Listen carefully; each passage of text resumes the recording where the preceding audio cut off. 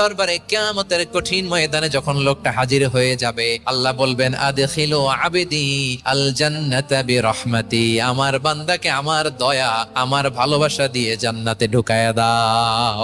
500 বছর ইবাদত করছে তো আমার দয়ায় আমার বান্দারে জান্নাত দাও। এই বান্দা বলে বালবি আমালি, আল্লাহ তোমার দয়া লাগবে কেন, আমি আমার আমল দিয়ে জান্নাতে যেতে চাই। কথা বুঝে নাই বোধহয়। আল্লাহর এই বান্দা কি দিয়ে জান্নাতে ঢুকতে চায়?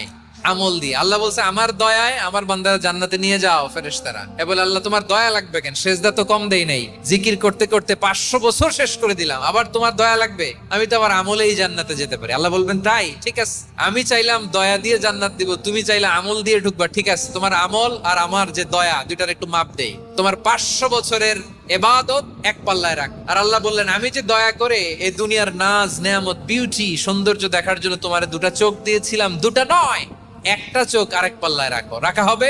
দেখা যাবে ওই 500